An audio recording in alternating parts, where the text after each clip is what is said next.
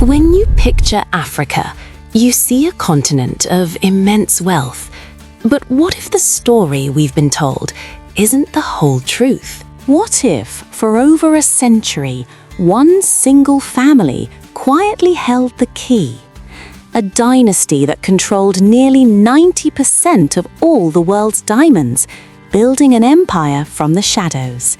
They are the Oppenheimers. I'm Beatrice, and stories like this, the ones hiding just beneath the surface of history, are what I live to uncover, and this one is extraordinary. Because this isn't a story about flashy tech billionaires. This is an empire that survived 2 world wars, the dawn of the digital age, and even the moral firestorm of the blood diamond era. So the real question is, how? How does a family of what were essentially quiet strategists and corporate financiers build something so immense, so enduring? To answer that, we have to travel back in time, right back to where it all began.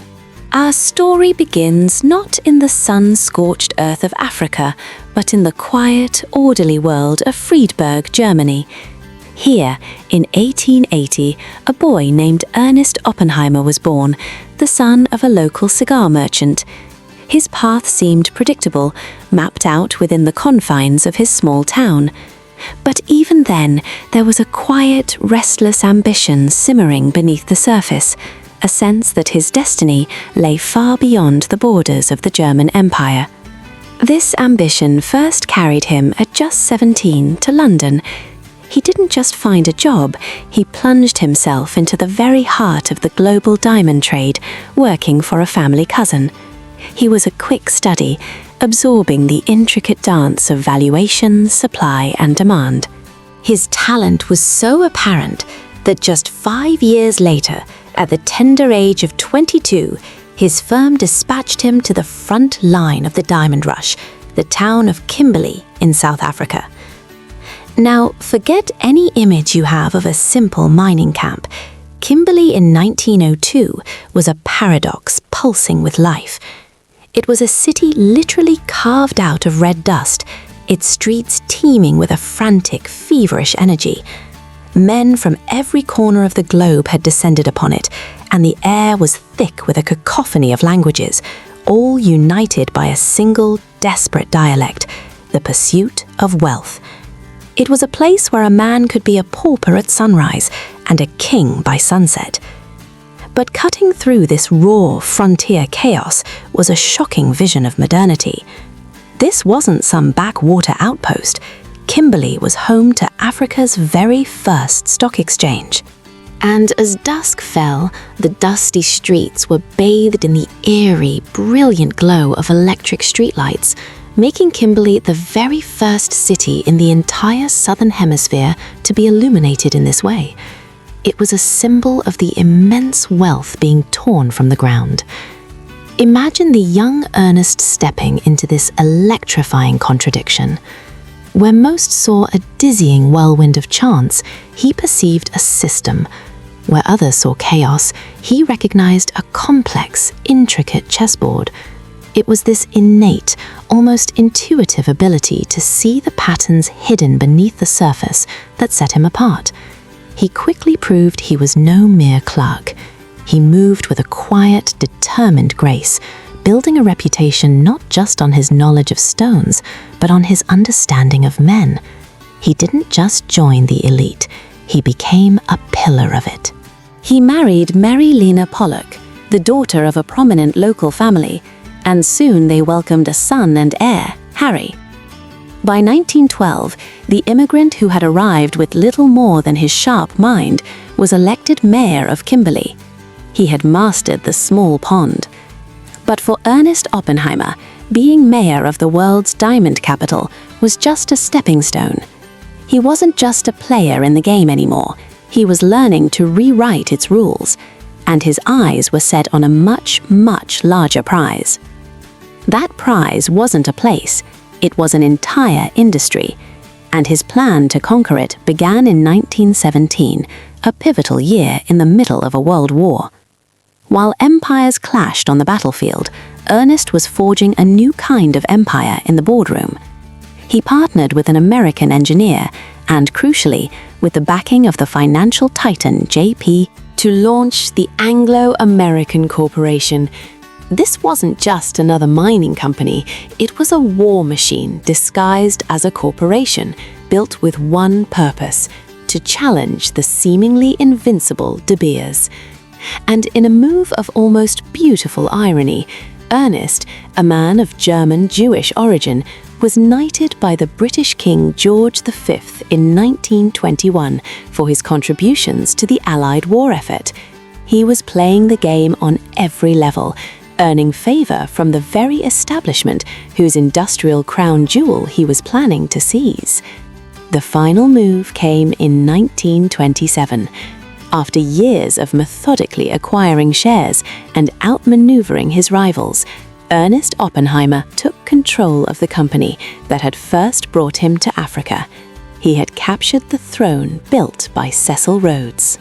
With both Anglo-American and his old rival De Beers under his command, the Oppenheimer strategy for the next century became brutally, elegantly simple. Control the global supply of diamonds, create artificial scarcity, and in doing so, dictate their price forever. But forever is a long time, and a strategy is only as strong as the heir who inherits it. Enter the new king, Harry Oppenheimer. Unlike his father, a hard-nosed deal-maker forged in the diamond fields, Harry was a different breed. Educated at Oxford, he was a man of quiet intellectualism, more at home in a library than a boardroom. When Ernest died in 1957, Harry took the throne of an empire built on absolute control. And here, the story takes on a fascinating, almost tragic complexity. From 1948, Harry served as a Member of Parliament for the opposition party, becoming one of South Africa's leading liberal voices, publicly opposing the brutalities of the apartheid regime. Yet, how does a man publicly fight a system that his own empire, in many ways, depended upon for its labor? Was it genuine conviction? Or was it the world's most sophisticated form of risk management? It's a question that lies at the heart of his legacy. But in the world of business, his genius was undisputed. Harry understood something profound. The value of a diamond wasn't in the stone itself, but in the story we tell about it.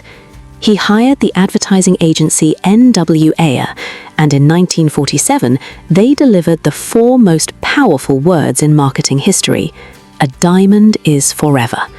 This wasn't just a slogan, it was cultural engineering. It linked this shiny piece of carbon to the deepest human emotions: eternal love, commitment, and status. Suddenly, you didn't just buy a diamond, you bought a piece of forever. It was a masterstroke that transformed the industry, a quarter of South Africa's entire gross domestic product. One family, a quarter of a nation's economy. But every peak casts a long shadow. The empire that sold the world dreams was accused of running a nightmare. In the US, they were pursued for decades under antitrust laws as an illegal cartel, eventually paying a $10 million fine for price fixing. And then the world's conscience caught up with the true cost of the glitter. Imagine the scene De Beers so carefully curated: a couple in a beautiful restaurant. A velvet box opens, a symbol of pure love sparkles under the light. Now, smash cut to the reality exposed by journalists and human rights groups, a reality seared into our minds by the 2006 film Blood Diamond, and amplified by Kanye West's haunting 2005 track Diamonds from Sierra Leone. The mud, the violence, the child soldiers, an entire industry's pristine image shattered by the brutal truth of its supply chain. This wave of public criticism forced the world to question the true cost of forever. And it raises a complex question for all of us. Do Do you see the Oppenheimers as visionary master capitalists or as ruthless monopolists? Let me know your perspective in the comments. But while the world was busy debating their legacy, the Oppenheimers did something truly unthinkable. They began to dismantle the very empire they had spent a century building. The modern era is led by the third-generation patriarch, Nicky Oppenheimer, a man with a personal net worth hovering around $9.8 billion. And in 2012, he made a decision that sent shockwaves through the financial world.